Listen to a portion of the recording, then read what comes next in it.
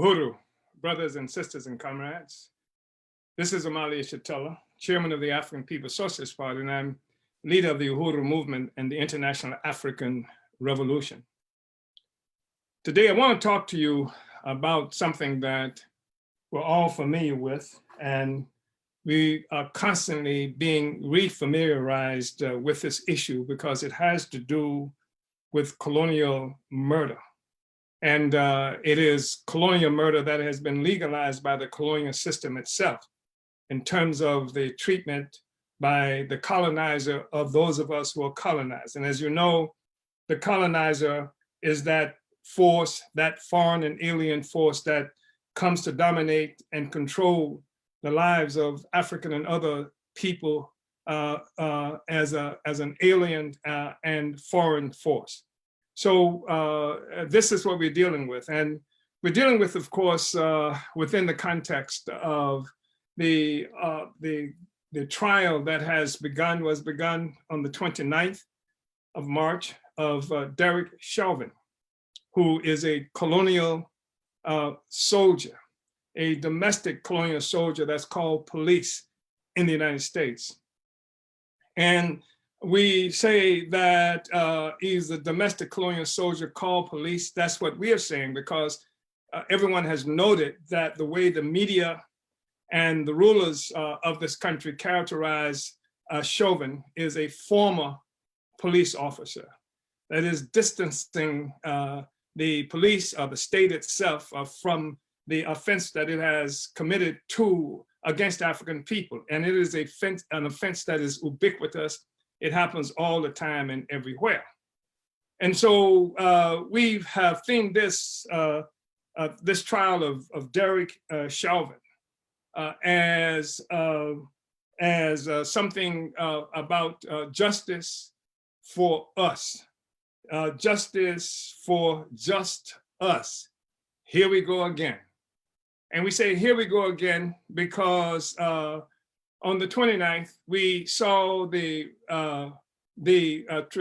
traditional occurrences for every time a murder by the state, by the colonial power occurs. There is almost a script that you can anticipate even before the process gets in motion. And that's true because it's ubiquitous. Ubiquitous, it happens all the time. And so I want to talk about that. I want to say that when you saw, like on we've heard some of the testimony that began on the trial.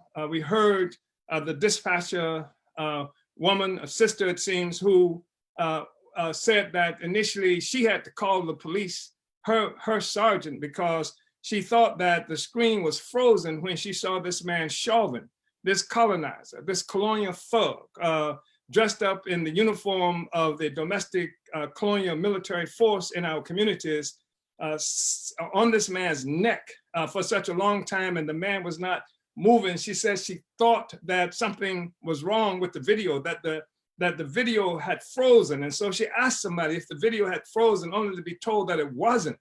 And so this was a surprise to her. So she called her sergeant and to say that something was wrong. And we heard on the first day the testimony of a martial artist who reported that he said that Chauvin in his testimony was using something that I think he characterized as a blood choke hold or something like that. And then there was a 18-year-old woman who was 16 when this occurred, whose video was the first that people got an opportunity to see of the murder.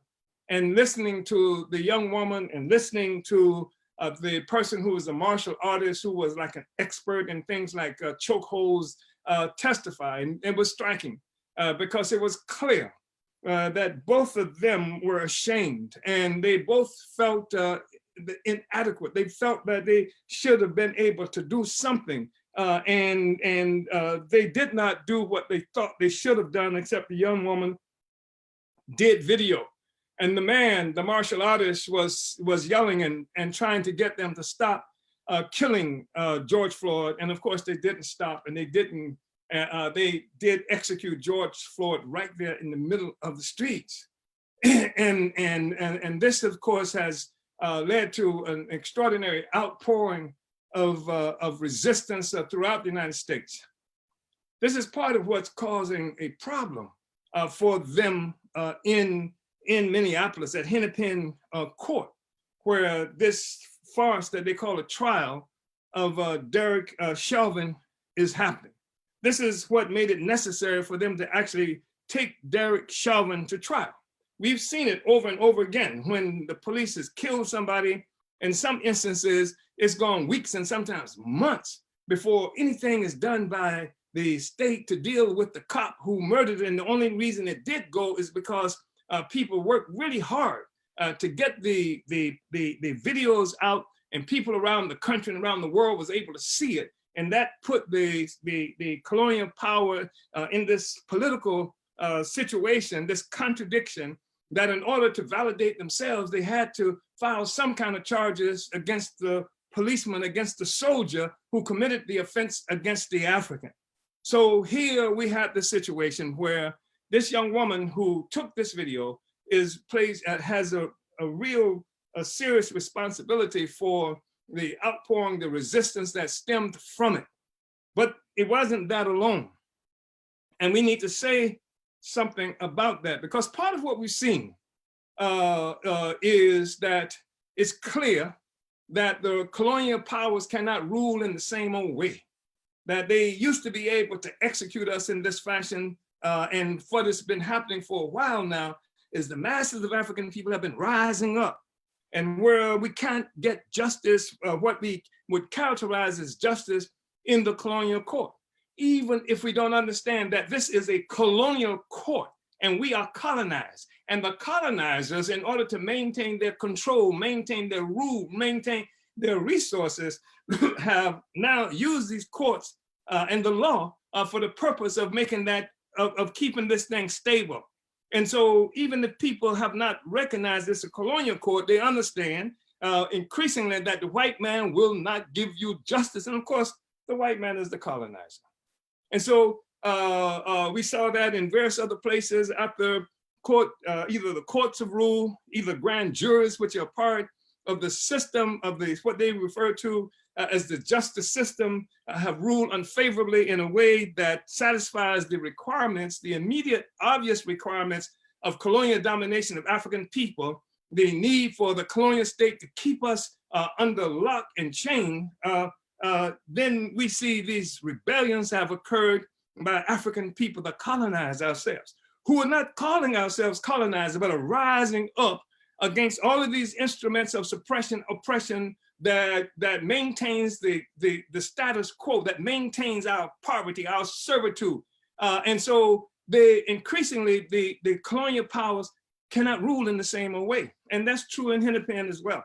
That is to say, right there in Minneapolis at Hennepin Court, where Derek Chauvin is being on trial. And so they got up things like barricades at the courthouse.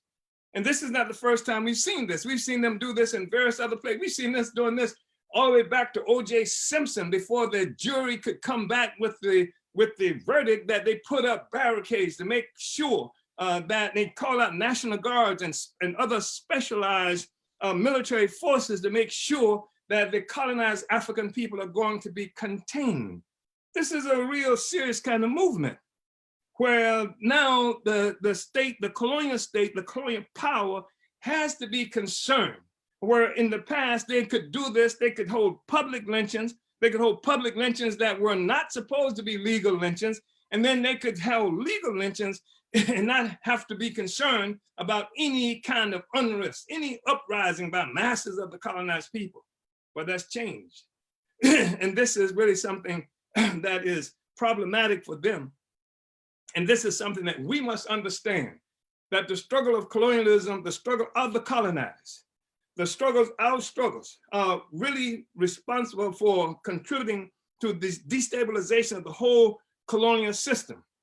And the whole colonial system is global, and it controls African people and other oppressed peoples around the world, either directly in the form of the domestic military forces in the United States, the National Guards in the United States, or other kinds of military forces like the Marines, and even when they use the National Guards in places in like Syria, in places like Iran, like Iraq, etc. The CIA, all of those forces constitute this state apparatus that they've got there to maintain the whole colonial domination of the peoples of the world, and African people are part of this people of the world. So the whole system, it's a rotten, nasty, foul system of white power that requires the oppression, that requires the destruction of whole peoples and communities, first of all for its genesis, and now in order to maintain the status quo.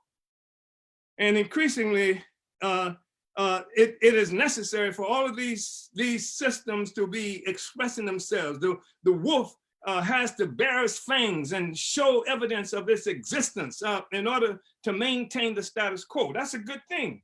That's not a bad thing. I am not upset when I see them have to bring out the police as they have done in Hennepin at the court in Minneapolis.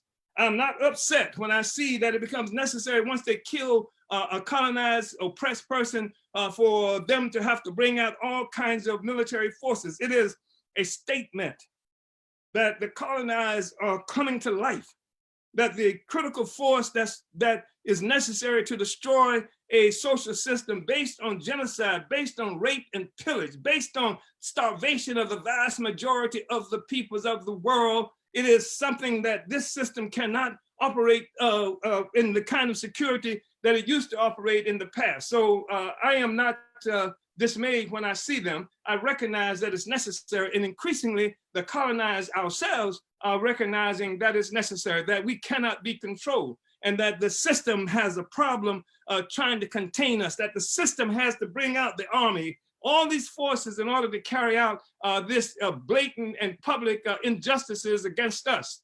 That's a good thing. It helps to awaken the masses of our people to what is happening to us and what is happening with us. So at the same time, this is happening. And there's a lot of drama. And there are probably things that's worth mentioning and worth learning from the actual court sessions themselves. I look at the fact that the young woman who testifies, and it's clear, and she states more or less that her sense of guilt, because she couldn't do anything. She said because the power, they had the power, and she couldn't do anything to stop them from murdering George Floyd. She was 17 when this happened. She was barely 17, and she's barely 18 today. And when she has testified, that's the case. And the martial artists. And I've heard even the clerk who worked at this Cups Food, where George Floyd purchased cigarettes, and who played a role in calling his management and had somehow played a role indirectly of having the police involved, because he thought the $20 bill that Floyd gave him was a fake $20 bill. And he has testified that he didn't think Floyd understood or thought it was a $20 bill, that Floyd didn't run. He went out and got in his car. They got testimony, said he saw him get in his car. He sat there and he said that two people, once he went with somebody else and somebody else approached Floyd, and Floyd just acted disbelieving about the whole thing, that this is crazy. This is more or less how this young man testified. And he was saying that he felt like it could have happened a different way. He said that also that he didn't want to see the police involved in it at all. But they have a policy at Cups Food that if he had taken that $20 bill and not said anything, that money would have come out of his paycheck. So there's some statement, there's some meaning there as well, but there's drama. And you have all these forces who in control of the colonial media, helping us to be caught up in the drama of this court, in the drama of this process that's going on. And the people, the white woman who is somebody EMT, emergency medical technician, or something to that effect, who stood up and challenged Chauvin when he was murdering him, and the other cops when they were murdering George Floyd, and saying that that you're killing him, and testified to that effect. So this was drama. And then even as this is going on, you have media pundits who describing what's happening here. And all the time they're saying things like, you know, this is not the bad community that they say it is, that the prosecution or the ones who are defending Derek Chauvin are attempting to paint the picture of this community as being a bad community. It's a troubled community. It's a problematic community. And George Floyd, in the same way, this angry big black man was part of how they're saying that the persons who are defending George Floyd, defending Derek Chauvin, are trying to portray George Floyd and to portray the African community. But these pundits are telling us that can't be true. He said, we know it's not true because you had this white woman who was there, who was somebody who was an EMT specialist who stood out, and she didn't seem to be scared of anybody who was there. And this is evidence that there's nothing wrong with the community because the white woman could be there and the white woman wasn't being attacked. And you had the white woman who was testifying that she didn't want to leave because she was afraid of what the police were going to do with the Africans who were standing there. You had one of the channels I looked at where you have this African professor who's a lawyer or professor of law or something to that effect, who is working with this news channel, who testified that, you know, the community is all right because she goes to this eating place on a regular basis while she's there covering the case. And she doesn't feel unsafe when she goes to eat. And she sees all kinds of people there, black people, white people, and other people. So clearly, this community is not what they're trying to paint it to be. And of course, that's problematic because the truth of the matter is that African people are colonized. And the truth of the matter is African people are angry. And there's nothing wrong with being angry if you're a victim of terror, if you're a victim of unemployment, if you're a victim of no health care, if you're a victim of not having enough resources to feed your family, if you're a victim of the police messing with you all the time, then there'd be something wrong with you if you weren't angry. So, but even those people who are supposed to be our friends and who are supposed to show how the system works well, which is effectively what they're doing, are trying to say that, see, black people are not so bad after all. But the truth is that the colonizer always, historically, has painted those who they victimize, those who are colonized, as dangerous, as barbarous, as uncivilized, and things like this. This goes all the way back to slavery, where people who captured African people and brought us into enslavement were saying that how they were rescuing us from the condition of barbarism when we were living as free people among ourselves. The enslaver, the colonizer, has always painted the colonial subject in a way that would justify the worst kinds of offenses being and crimes being committed against those of us who are colonized. And the fact is, you have a social system, and this is something that must be understood, something that we talk about all the time, something that I talk about all the time, is recognizing and understanding the question of colonialism. And colonialism is not just a word that we call somebody. It's not just a pejorative. It's not just something that you hear in a CIA-created Black Panther movie, where the CIA, whose character is characterized as a colonialist, but he is the one who is there helping this mythological African place that's thriving in the middle of the misery and poverty, genocide and exploitation and forced expropriation of value that's coming from Africa.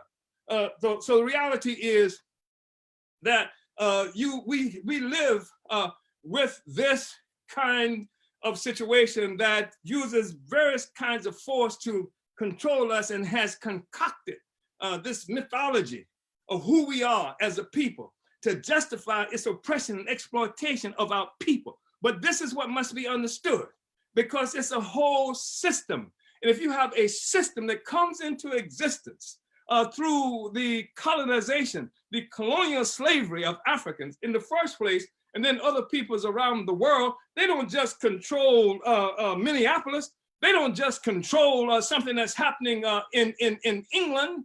They control how the world understands reality, because they do this because the colonial capitalist system is a global system. The whole capitalist system rests upon a foundation of stealing capital, stealing value from Black people, stealing value from oppressed peoples around the world and creating a global system of that. That system continues to exist today. It didn't go away. That's why people like to say slavery happened a long time ago.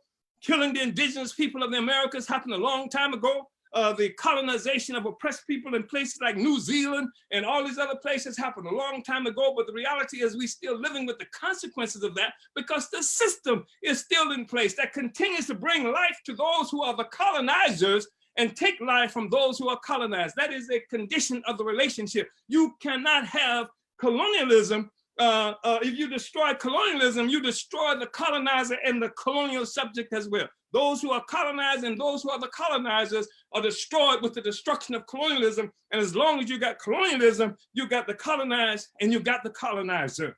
And so what has to happen, of course, is the colonialism, the system has to be targeted, because the system of colonialism is more than what has ever been taught to us, more than what we've ever understood in African internationalism. The philosophy of the African People's Socialist Party has helped us to understand that colonialism is not just some moment in history that white people were involved in at our expense. Colonialism was really the advent of a whole new social system, where the world system has its genesis in what this thing that we call colonialism, and all the ideas that come from this now reflect this way that the society gets its living, gets its existence through the domination by foreign alien European power to begin with, against Africans and other peoples around the world, against the indigenous people in the Americas, against the people from whom they stole half of Mexico, against all of our people in places like Venezuela and Nicaragua and throughout the Caribbean, et cetera. This is where the whole system comes from. And this is what helps to define what the system is about. So you have this capitalism, you have this whole new social system. This is not feudalism from Europe. And this is not what the white people would like to have us believe is a capitalism that came about as a consequence of a natural maturation of contradiction that happened inside Europe. This is Europe stepping out of Europe, attacking Africa, attacking the rest of the world, and in the process creating a whole new world of colonized and those of us who, and those of them who are the colonizer. The whole world economy revolves around that.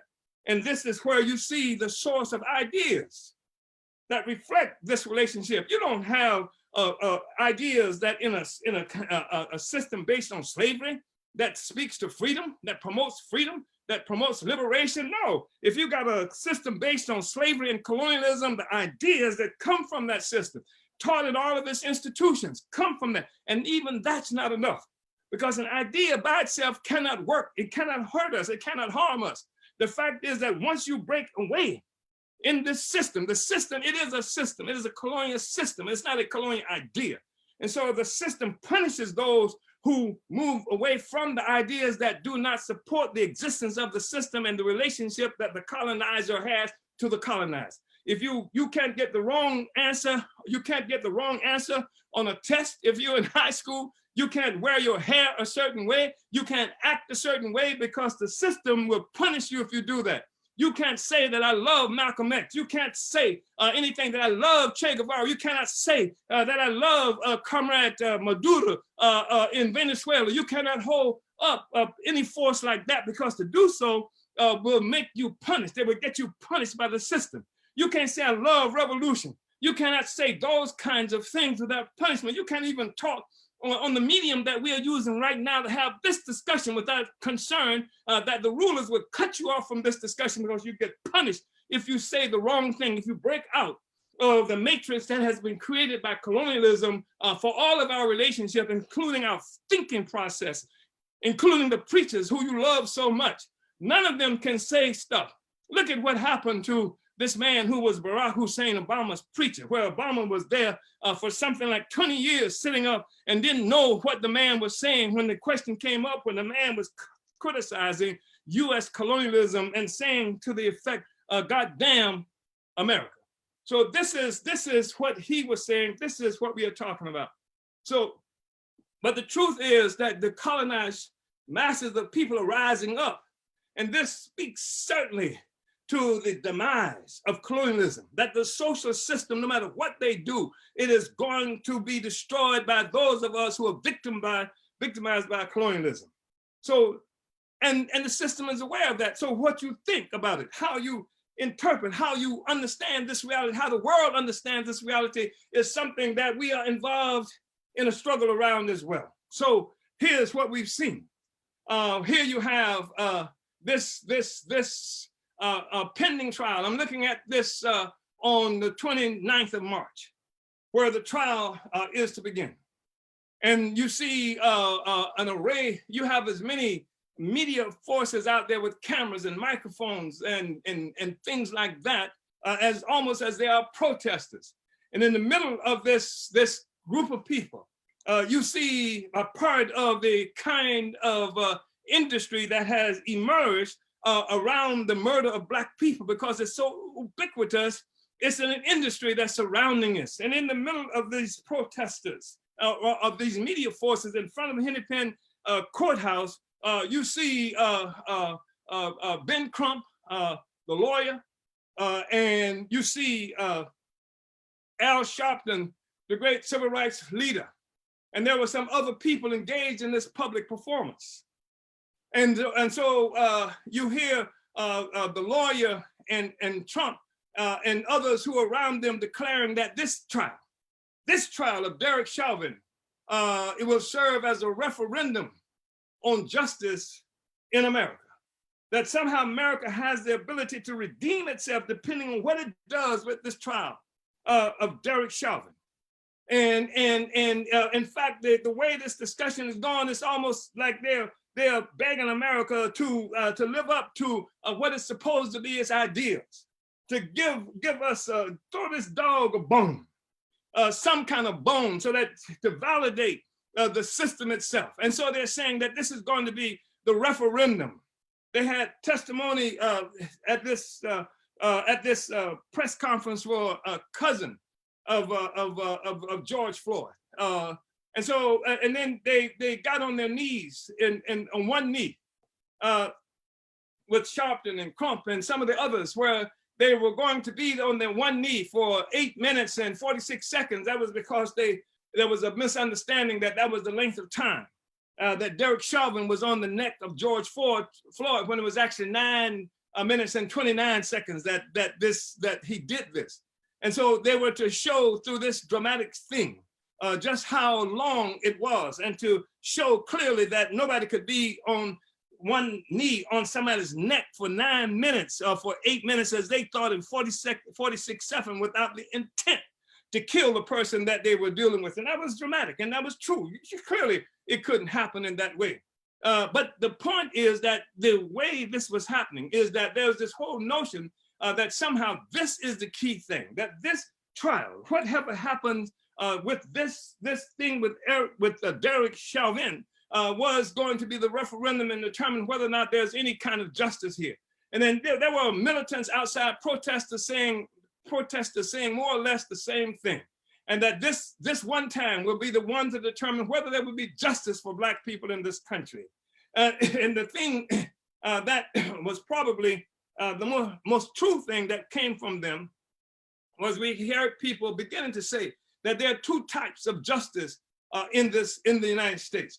And that's true, because you have justice for the colonizer and you have justice for those of us who are colonized. And the justice for the colonized, those of us who are victims of colonial justice, cannot come about except by eliminating the justice of the colonizer. The justice of the colonizer will maintain colonialism. That's what it's for. That's what it's set up for. The system of slavery does not set up a system that would free the slaves. It sets up the system to maintain the slavery.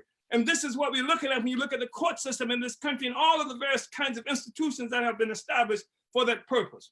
You have a situation now where I think, if I'm not mistaken, something like $27 million was won for the family of George Floyd. I think $12 million for Breonna Taylor's family. There's a lot of money in this industry now. So you rush to the scene.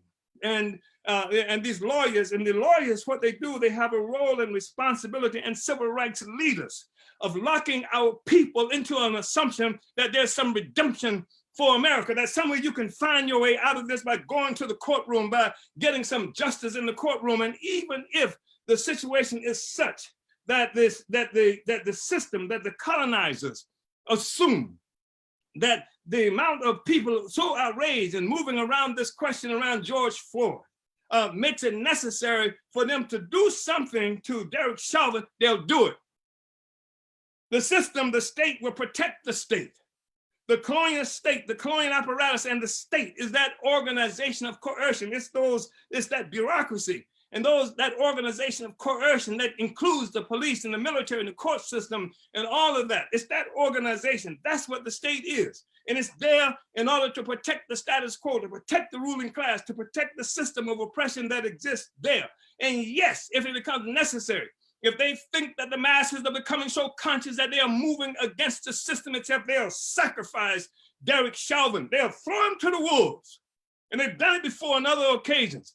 And it won't prove anything. This is what Sharpton, this is what Crump, this is what those liberals are trying to tell us. They are accomplices of colonialism. Because the truth of the matter is, before they murdered Nat Turner, who led this revolutionary movement in Virginia, who killed the slave owners, the people who oppressed and killed and mutilated and raped us under this system of colonial slavery. And when they captured him, they put him on trial.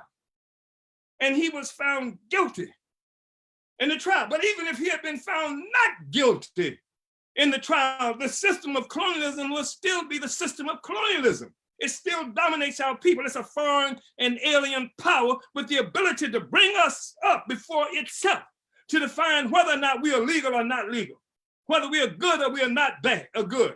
This is the system that's based on our oppression and the oppression of the peoples of the world.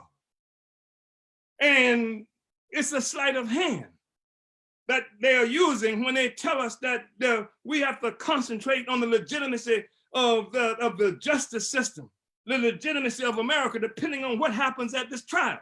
Because at the same time this trial is happening, even though it is not in the headlines in the same way, you got the state of Georgia that has declared that Black people are going to be restricted in the ability to vote. The Constitution or the law says that you're supposed to be able to vote, but they said no.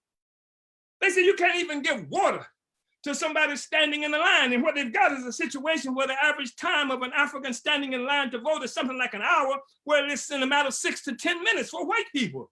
So they fix it so that you have to stand in line for an hour or more, and then they fix it so that if you bring water to somebody who's standing there, then you have committed some kind of offense. That means that persons are less likely to stand there because they can't get water, and especially if they have any kind of infirmities. That's the system we're living with. How in the hell do you separate what happened to George Floyd from that reality, from the fact that several states, I think I've read as many as 40, are changing the laws, especially in the South, in this country that will place restrictions on the ability of African people to even vote in this country?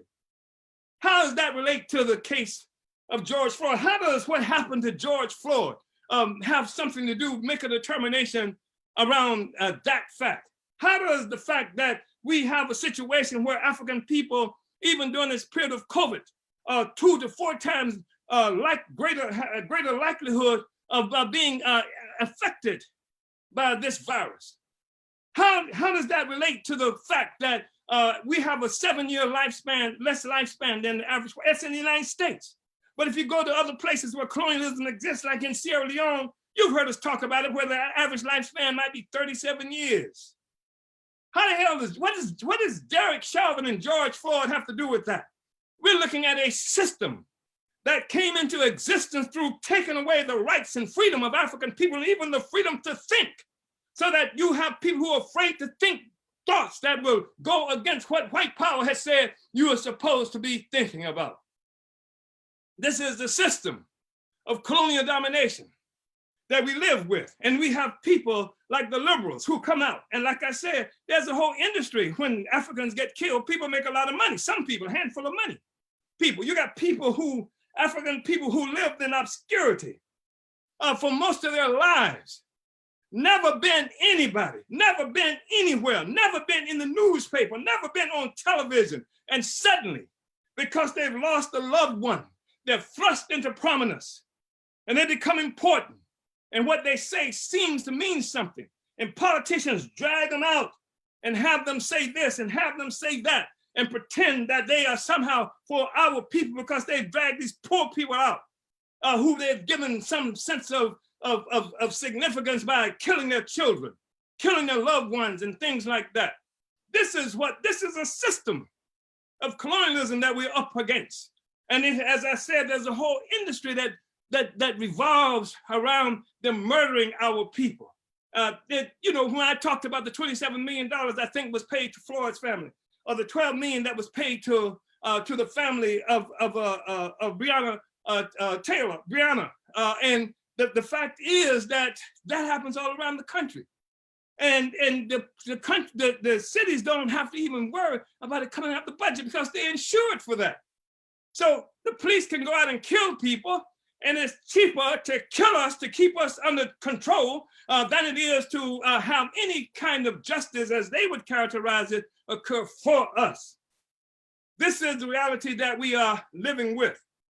And so they are declaring that the US government is on trial.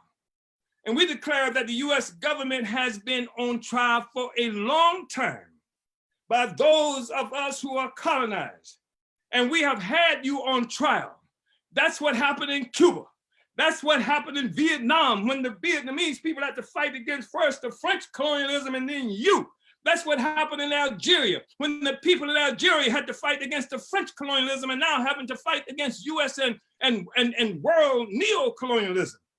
That's what happened in Africa, all over Africa. This is what we're living with, and they got us fighting shadows, saying that your problem is this particular situation and not the totality of the reality that we have created at the expense of your freedom. That you are in the situation you're in because we have systematized it. We've created structures.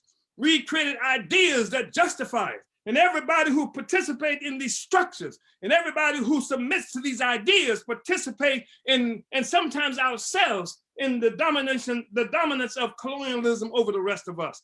That's what we're talking about. Let me just say something, because this is a really interesting thing, because we see that we got through, particularly stemming from the George Floyd situation, that we saw there were protests. There were, since May 26th, the day after Floyd's murder, for several months until August, something like 10,000 protest demonstrations, sometimes actual uprisings that happen throughout this country. And this is testimony again of the critical role that the struggle for Black people, that Black people are involved in, play in undermining the whole system of colonial capitalist domination of the peoples around the world, not just because of that, but also because of the fact that in more than 60 countries around the world, people had demonstrations and protests around what happened in this case with George Floyd, because the US is the chief hegemon. It is the critical force that dominates the whole capitalist system, and everybody around the world is experiencing some relationship to that. And they know that historically the role that African people have played when we fought against colonialism in undermining the power of US imperialism against the peoples of the world. This is what people have experienced. And this sleight of hand is what we're looking at. And so they're talking about Derek Chauvin and George Floyd. But let me just share this with you briefly. Let's just go back for a little while. Let's look at a partial list of the police murders. If we go back to July 17, 2014, Eric Garner in New York. August 2nd, 2014, this is July, August 2nd, 2014, Tyree Woodson, Baltimore, Maryland. August 5th, 2014, John Crawford III in Beaver Creek, Ohio. August 9th, 2014, Mike Brown, Ferguson, Missouri, which was one of the critical things that to occur. When Ferguson happened, that set new terms for how the struggle is going to look in this country, and also contributed to how people are having to deal with George Floyd today. August 12th, 2014, Ezell Ford, Los Angeles, California. August 12th, 2014, Dante Parker, San Bernardino, California. August 19th, 2014, Kajim Powell, St. Louis, Missouri. October 20, 2014, Laquan McDonald shot 16 times while running away from the police in Chicago. November 9, 2014, Aura Rossa. November 12, 2014, Tanisha Anderson in Cleveland. November 20th, 2014, Akai Gurley in Brooklyn. November 22nd, 2014, Tamir Rice in Cleveland. December 2nd, 2014, Romaine Brisbane in Phoenix. February 18, 2015, Janisha Fonville in Charlotte, North Carolina. March 6, 2015, Tony Robinson, Madison, Wisconsin. March 31st, 2015, Philip White, Vineland, New Jersey. April 2nd, 2015, Eric Harris, Tulsa, Oklahoma. April 5th, 2015, Walter Scott, North Charleston, South Carolina. April 25th, 2015, Eddie Gray, Baltimore, Maryland. July 13, 2015, Sandra Bland, Waller, Texas. July 5th, 2016, Alton Sterling, Baton Rouge, Louisiana. July 28, 2016, Paul O'Neill, Chicago, Illinois. July 6, 2016, Philando Castillo, St. Paul, Minnesota. September 16, 2016, Terrence Crutcher, Tulsa, Oklahoma. November 30th, 2016, Keith Scott, Charlotte, North Carolina. March 18, 2018, Stefan Clark, Sacramento, California. September 6, 2018, Botham Jean, Dallas, Texas. August 30, 2019, Elijah McClain, Aurora, Colorado. October 12, 2019, Tatiana Jefferson, Fort Worth, Texas. January 30, 2020, William Green in Prince George County, Maryland. March 13, 2020, Breonna Taylor, Louisville, Kentucky. March 23rd, 2020, Daniel Prude, Rochester, New York. May 25th, 2020, George Floyd, Minneapolis, Minnesota. June 12th, 2020, Rayshard Brooks, Atlanta, Georgia. August 23rd, 2020, Jacob Blake, Kenosha, Wisconsin. October 26th, 2020, Walter Wallace Jr., Philadelphia, Pennsylvania. November 8th, 2020, Frederick Cox, High Point, North Carolina. I mean, this is part of what it is that we're looking at. And then you had the vigilantes killings of Trayvon Martin in 2012. And on July 19th, 2018, Marquise McLaughlin in Clearwater, Florida. And February 23rd, 2020, Ahmaud Arbery in Georgia. I mean, it's a whole array of these things that speak to colonialism. And how the hell do we get to this place where the case of Derek Chauvin is going to be the test of whether or not America really is for everybody, whether or not there is a way to improve this situation? Why are we in a trial that's supposed to be able to tell us that the cops do have proper training? How can we even continue to say that the response to this has to be something like body cameras when we are facing trials and uprising, because people have been able to see through video what's happening? And even as this is happening, the police departments are placing restrictions on what can happen with videos around this country. No, it doesn't have anything to do with this guy, Derek Chauvin, this being the critical thing. How is this more critical than all the others that we just mentioned and those that did not get mentioned in this discussion? And there are many, many, many, many more. And people who are watching this, you know that. Not just in this country, but around the world. And that's why people were so sympathetic with the uprising around George Floyd, because they experienced it in Kenya. They experienced it in Nigeria. They experienced it in various other places around the world where the US has some influence, where colonialism dominates either directly or indirectly. That's the struggle we're involved in. And that's what we have to fight against. And that's what the rulers don't want us to understand. And that's why you have people like Sharpton and people like Crump and all these other liberals who are telling us that the problem is somehow to make the system like us more, that the problem is some kind of racism or the attitude that white people have about us, and that the system is all right, that the system is a real democratic system that simply has to live up to what it's supposed to be about. How can a system that came into existence through an attack on the indigenous people of the US and around the world, and the enslavement of Africans and other people around the world, and the colonization of the people of the world, how can that be a just system? Regardless of what the hell they say about themselves, how can you be seduced by their own definition of who they are? How can you be involved in a situation where you learn to hate yourself because of who they say you are? No, brothers and sisters, the masses are waking up. And they are coming to terms with they're being dominated by foreign and alien power. And that's what they're afraid of. And that's why Sharpton is valuable. And that's why Crumb is valuable. And that's why all these other liberals, and sometimes there are people who are in our midst, they are intellectuals who will intellectualize ourselves into a kind of relationship with the colonialism. They don't believe that African people have a right or there's a direct relationship to our oppression and the struggle to overturn foreign domination. They don't believe in self-government by African people. They're clever, they are. They've read all the books by Marx, and they've read all the journals of progressive people, et cetera, where they liquidate the question of colonialism all the time. That's their job. They are afraid. They're afraid of revolution. They're afraid of freeing themselves and the people being free from colonial domination. They have no confidence in themselves, and they certainly do not have confidence in themselves. They don't have confidence in the mass of the people. I want to say this finally. I just want to share this with you, because what is happening, you probably saw that even officers in the US military, Africans, had to come out and say how disgusted they were what happened with George Floyd. And the New Republic just had an article recently about how it's hell to be a Black cop.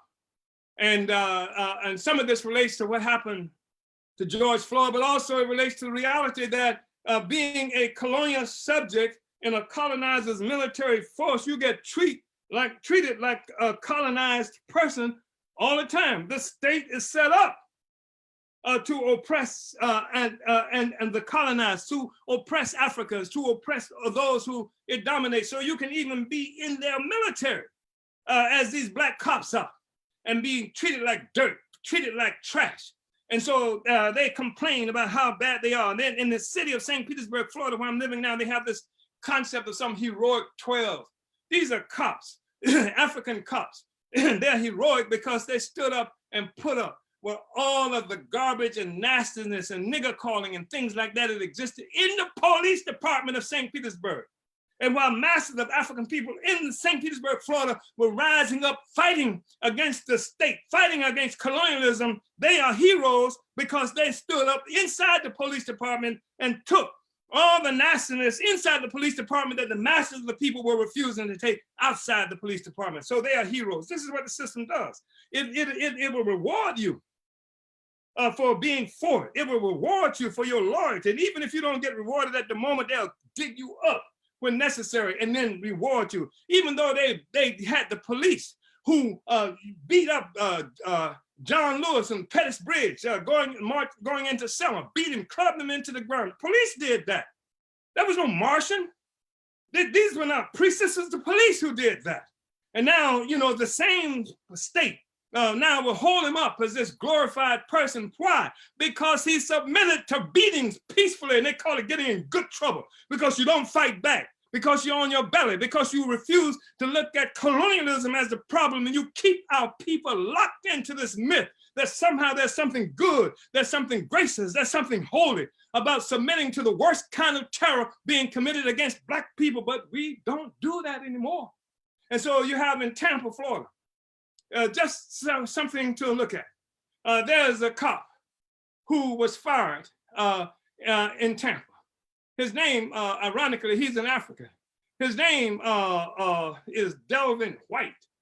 And he was fired from his job with the Tampa Police Department after he used the word nigger in November. And so it is somebody who, after footage from his body camera showed him using the N-word, as they say, and they like saying the N-word now, and they got you down with the N-word too, because they are trying to hide the evidence of how they have treated us and how they have criminalized and despised us by you can't say the word no more. We tired of it now. And so we want to make it, we want to remove it from the vocabulary. So they showed him using the N word. This is what the CNN news report said. And they said that it was during a personal phone call that he was making and while making an arrest. And so what this guy did, he was an 8-year veteran of the police department. He worked in this place he was a so-called school resource officer at Milton High and high school in Tampa, Florida. Now, I don't know how it is any other place in the country, but in this area of the world, that this so-called school resource officer did not come into existence because kids were coming up, shooting up everybody on the campus. It came into existence with so-called desegregation, when white students and white teachers were coming into the same schools that African people were in. They were put there to protect white students and white teachers from Black people. This was a condition for the so-called desegregation, so that what happens is that the African students are constantly being treated like the colonial subjects they are, body slammed by cops. We've seen the pictures of that. This is a regular occurrence, and then sent to jail and prison, charged with assault for getting in an argument with a teacher. And so this guy was a school resource officer. And he is accused of even talking to his wife and talking about his nigga, talking about it to his wife like this. He was accused of talking about dealing with an arrest in Africa and about, you niggas, you know, y'all gotta stop this because I'm gonna be taken to jail. So he was fired. And he was fired because the system said he violated a city policy that prohibits discriminatory conduct. That's what the city said. Now, if he had said that to white people, that would have been discriminatory. But this is something that African people do all the time with each other. No, white people, you can't do it. And so what they were doing to use him as an example to get rid of this African on the one hand, and to hold up the city government as this wonderful place, this wonderful institution that presides over a state apparatus that protects people from words like nigger, etc., except they don't. They protecting people, they say, from words like nigger, while firing the African who they usually call nigger, and they will call him after, even as they are talking about this that they've done to him. So this is nonsense. And the state is the state. It's a colonial state. And it's not something that's done to protect us. There's nothing they do to protect us. And there's nothing that Sharpton and Crump and the rest of them can say that will make that case. I want to say, we're in a struggle against colonialism. It didn't just start. This is our history. And we didn't come to this conclusion just now. And the Black Revolution of the 60s understood that. Didn't just understand it in this country. Understood it in Algeria, understood it in the Caribbean, understood it in Cuba, understood it in Ghana, understood it in various other places around the world where the people were fighting against this domination, and they want to keep you from fighting against domination by saying what we want to have you to do is fight to be loved by those who dominate you. And so that's why they want you to fight against what they call racism. Because when you fight against racism, there is no outcome. How do you ever know when you won the struggle? You can't win that struggle. And so this is part of what it is that we're up against, and why we keep preaching, I keep preaching, that the struggle against colonialism is a struggle against the whole capitalist world economy, the whole capitalist social system. And you have to come to terms with that, because masses of Black people are striking out everywhere. And we have a responsibility to give them leadership in the struggle. I want to say that part of what we have done in the African People's Socialist Party, because there are people who will say, well, what should we do? And should we be involved? Yes, get involved in the protests, even if they're running around saying simple-minded stuff like Black Lives Matter. Get involved in the protests and then put out the propaganda. Get on the platform and speak that we are dealing with colonialism, because all those people who are standing up, they are not chumps. They are not people who are misled, who can be constantly and permanently misled by people who are opportunists and who will try to lead us into the swamps using terms like Black Lives Matter and fight against racism. We get in those demonstrations. We get on those platforms. We put out our propaganda and tell the people about colonial capitalism, tell the people about Africa and what has happened to Africa, that we are under attack and have been under attack for more than 600 years since the first white man put his foot on the continent of Africa and made an African do something against our will and initiated the development of a social system based on colonial terror and slavery. Put out that kind of propaganda. Do it even wherever you are. Use whatever platforms you have to take that out. And then what we have to say is that we have a responsibility to talk to these African cops who are complaining about their treatment, complaining about how the people view them. They view you because you're an instrument of the colonial state that oppresses our people, that kills our people, that murdered George Floyd. That's the organization that you are part of. And what you have to do is you have to split with that organization. And even if you don't split publicly by quitting that organization, you've got to join the revolution.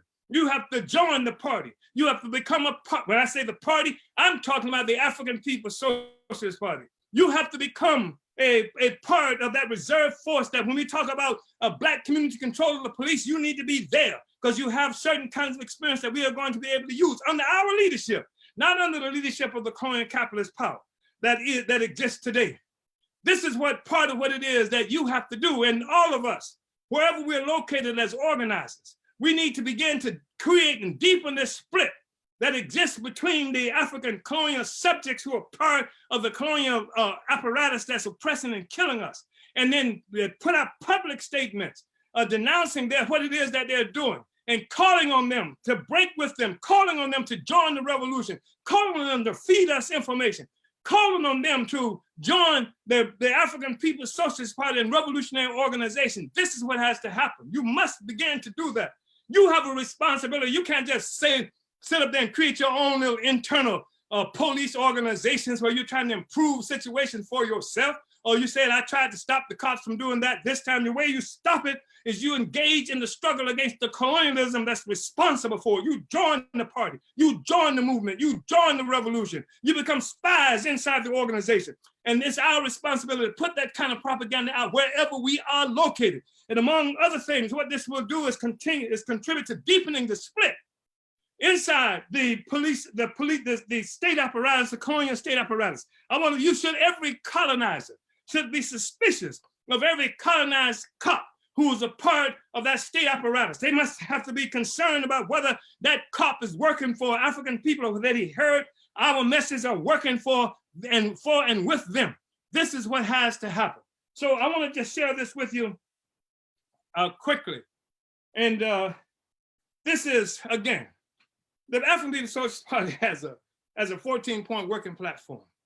It was created in September of 1979 and revised and adopted by the first Congress of the African People's Socialist Party in September of 1981.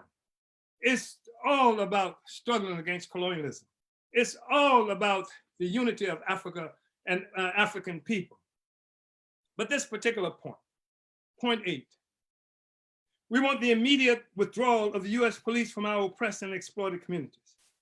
We believe that the various US police agencies which occupy our communities are arms of the US colonial state, which is responsible for keeping our people enslaved and terrorized. We believe that the US police agencies do not serve us, but instead represent the first line of US defense against the just struggle of our people for peace, dignity, and socialist democracy. Therefore, we believe the US police is an illegitimate standing army, a colonial army in the African community, and must withdraw immediately from our community to be replaced by our liberation forces whose struggles in defense of our community and against our oppression demonstrate their loyalty to our community and their willingness to serve in this interest. That's the fight against colonialism. That's the struggle that we have to win masses of our people to join. That's the clarity that we have to take to masses of our people, the colonized who want to fight and who are going to fight and who are fighting, but who need the kind of ideological leadership that only we can provide. And when I say we, I'm talking about African internationalists. I'm talking about forces who are fighting against real colonialism, and not some fake fight, not some fight that the colonizer is willing to offer you as some kind of improvement in the system of colonialism. And this is what it is that we have to do. So get involved and help the people understand this question, because colonial capitalism is in its deathbed. And what's going to kill it is the growing resistance of the people who are willing to fight on every front. Young people, old people, men, women, and the allies of our people who can't ally with us if our only objective is to make white people like us. If we're saying that we're fighting against racism, how do the people of Russia, how do the people of Iran, how do the people of Nicaragua and all these other places who are also engaged in a struggle with colonialism or imperialism, how can they actually in a material way unite with us? By asking white people, asking white America to treat us better? Or can they unite with us in the struggle against colonialism? That's what we have to recognize, our responsibility of making happen. And this is what we take in every relationship that we go to with international forces around the world. Rebuild the revolutionary anti-colonial movement of African people. Unite with the oppressed people fighting against colonialism, either direct or indirect colonialism around the world. Use this as an understanding that capitalism, the rotten, foul, blood-sucking capitalism, rests upon the foundation of colonial slavery, especially of African and African people around the world and all the other oppressed. Join the African People's Socialist Party, APSP, uhuru.org, APSP, uhuru.org. We are winning.